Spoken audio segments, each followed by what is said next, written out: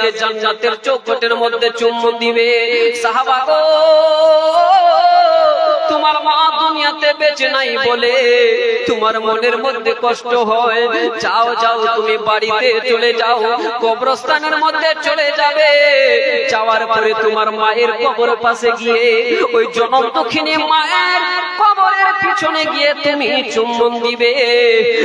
আমার আল্লাহ তাআলা ওই তোমার কবরে চুম্বন দেওয়ার ফজিলতে আল্লাহ তাআলা ওই চুম্বনটাকে জান্নাতের চৌখটের মধ্যে চুম্বন দিয়ে দেওয়া হয়ে যাবে।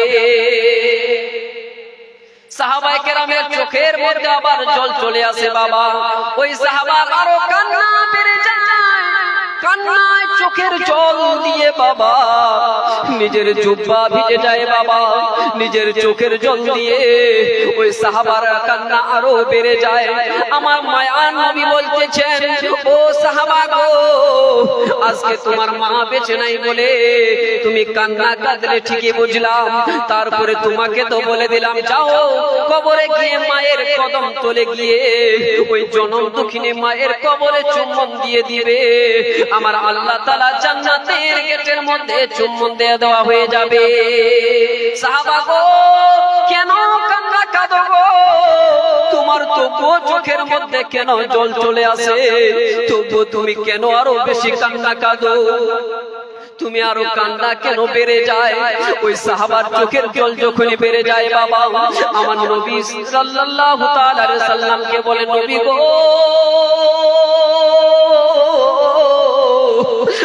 মায়ার নবী, আমি এমন হতভাগা দুনিয়ার মধ্যে আজকে মা আমার বেঁচে নাই গো। আমার মা কবরে চলে গিয়েছে, কিন্তু আমার মা এমন অবস্থাতে মারা যায়। আমি বাল্যকালে মা যখন আমি ছিলাম, মায়ের যখন বাল্য সন্তান ছিলাম, বাল্যকালে আমার মা জননী এ দুনিয়া ছেড়ে কবরে চলে যায়। ও গো মায়ার নবী, কবরস্থানে আছে, কোন কবরের জগতে শুয়ে আছে, কোন কবরের ভিতরে আছে, আমি হতভাগা জানি না গো। আবার মনের তামান্না মনে হয় আজ মিটবে না, আমার মনের আশা মনে হয় মিটবে না, আমার মনের আরজু মনে হয় মিটবে না, আমার মনের আশাটুকু মনে হয় মিটবে না, আমার মনের আশা মনে হয় আর পূরণ হবে না।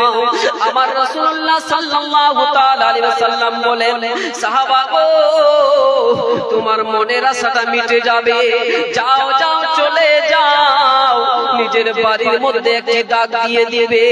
দাগ দেওয়ার পরে মনের মধ্যে তুমি ভেবে নিবে ওটা তোমার মায়ের কবর, আর ওই দাগের মধ্যে চুম্বন দিবে, তোমার জান্নাতের চৌখটে চুম্বন দিয়ে দেওয়া হয়ে যাবে।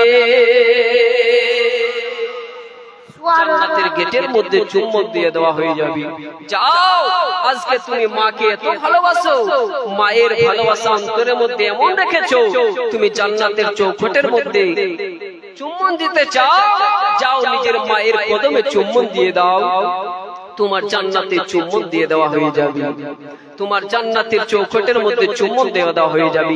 ব্রাদার ইসলাম, ওই প্রাণের সাহাবী আল্লাহ রাসূলের কথা শুনে বাবা জান্নাতের চৌখটে চুম্বন দিবে বলে নিজের বাড়ির মধ্যে দাগ দিয়ে দেয়, আর ওই দাগের মধ্যে চুম্বন দিয়ে দেয়, আর তার মনের আশাটা মিটে যায় বলি সুবহানাল্লাহ। তো ব্রাদার ইসলাম, বলতেছিলাম যে আমাদেরকে মায়ের ভালোবাসা আল্লাহ রাসূলের পুরোপুরি রাখতে হবে। যে মায়ের কদম তলে আমাদের সন্তানের জন্য জান্নাত রেখেছেন আল্লাহ তাআলা, মায়ের খিদমত করতে হবে, মা বাবাকে ভালোবাসতে হবে। ব্রাদার ইসলাম, তবেই আমরা জান্নাতের আশা করতে পারবো।